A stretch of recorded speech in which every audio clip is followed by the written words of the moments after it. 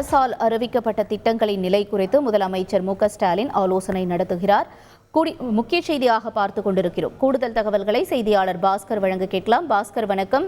இந்த ஆலோசனை கூட்டத்தில் யாரெல்லாம் பங்கேற்றிருக்கிறார்கள்? மேலும் இந்த ஆலோசனையில் முக்கியமாக என்னென்ன விவகாரங்கள் குறித்து பேசப்பட இருக்கிறது? விவரங்கள்.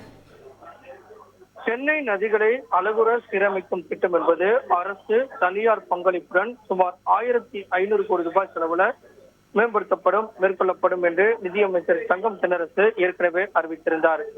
அடையாறு, கூவம், பக்கிங்ஹாம் கால்வாய், கொசத்தலையாறு ஆகியவற்றை சீரமைத்திட அரசு முனைப்புடன் செயல்பட்டு வருகிறது. முதல் கட்டமாக சென்னை நதிகள் சீரமைப்பு அறக்கட்டளை மூலமாக இந்த செங்கல்பட்டு மாவட்டத்திலிருந்து கூடுவாஞ்சேரியிலிருந்து தாம்பரம், நீர்நிலைமலை, மணப்பாக்கம், ஆலந்தூர், சைதாப்பேட்டை வழியாக பாய்ந்து வங்கக்கடலில் கலக்கக்கூடிய அடையாறு நதியை மீட்டெடுக்க அழகுற சீரமைக்கும் திட்டம் தான் 1500 கோடி ரூபாயில அரசு மற்றும் தனியார் பங்களிப்புடன் மேற்கொள்ளப்படுகிறது. அடையாறு ஆற்றினுடைய இரு கரைகளிலும் 70 கிலோமீட்டர் தூரத்துக்கு கழிவுநீர் குழாய்கள் அமைத்து கழிவுநீர் வெளியேற்றுவதற்கு ஏற்ற மாற்று வழிகளை அமைப்பது, நாள் ஒன்றுக்கு 110 மில்லியன் லிட்டர் கொள்ளளவு கொண்ட 14 கழிவுநீர் சுத்திகரிப்பு நிலைகள் அமைப்பது, ஆற்றினுடைய கரையோர மக்களை மனம் கவரும் வகையில 4 பூங்காக்கள் அமைப்பது, நதிக்கரை நெடுக பசுமை பரப்புகளை அதிகரிப்பது போன்ற சிறப்பம்சங்களை கொண்ட திட்டம் தான் இந்த திட்டம்.